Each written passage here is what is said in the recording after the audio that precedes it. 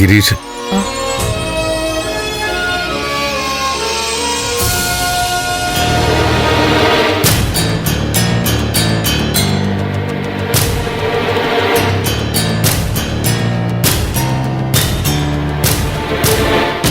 എന്താ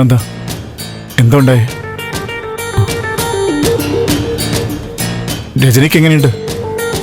ടെൻഷൻ ആവണ്ട ഗിരീഷേട്ടാ, ട്രീറ്റ്മെന്റ് നടക്കുക. നമ്മളോട് വെയിറ്റ് ചെയ്യാൻ പറഞ്ഞു.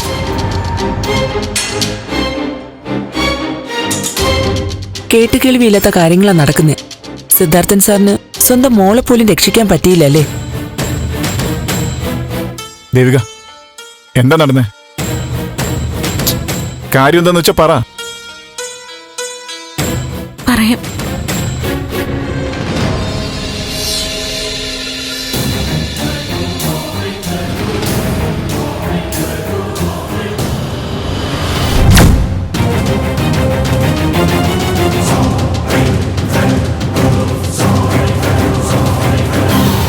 തനൂജ അപ്പ കരുതിക്കൂട്ടി തന്നെ വന്നതല്ലേ?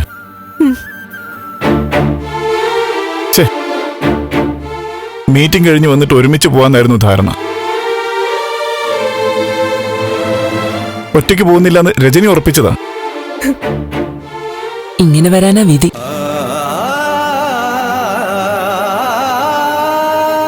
സിദ്ധാർത്ഥൻ സാർ എന്തെങ്കിലും ചെയ്തില്ലെങ്കിൽ കാര്യങ്ങൾ ഇവിടം കൊണ്ട് അവസാനിക്കില്ല. എല്ലാവരുടെ വിഷമവും എനിക്കറിയാം.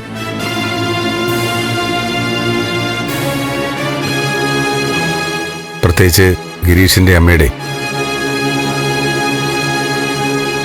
ഞങ്ങളുടെ മോളുന്നതിനപ്പുറം രജനി ഇപ്പൊ അവിടത്തെയാ.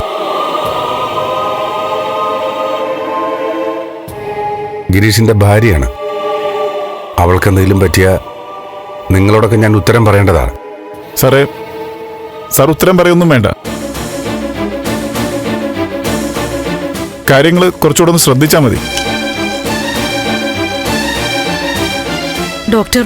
ഡോക്ടർ, രജനിക്ക് എങ്ങനെയുണ്ട്? സർ, പേടിക്കാനൊന്നുമില്ല.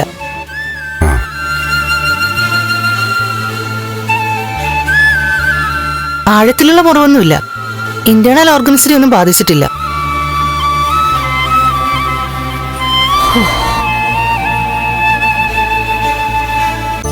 ഇപ്പോ ട്രീറ്റ്മെന്റ് നടക്കുക. കുറച്ചു കഴിഞ്ഞ് ആർക്കെങ്കിലും ഒരാൾക്ക് കയറി കാണാം. Okay sir. Thank you doctor. ശരി എന്നാ. ഈശ്വര,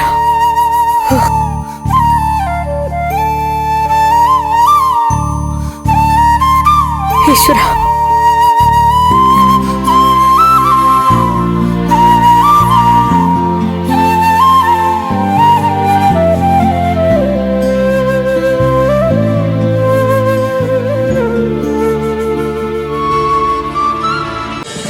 ഫ്ലവേഴ്സ് ഒരുക്കുന്ന കാഴ്ച വസന്തം യൂട്യൂബിൽ പ്രേക്ഷകർക്ക് ലൈവായി കാണാം.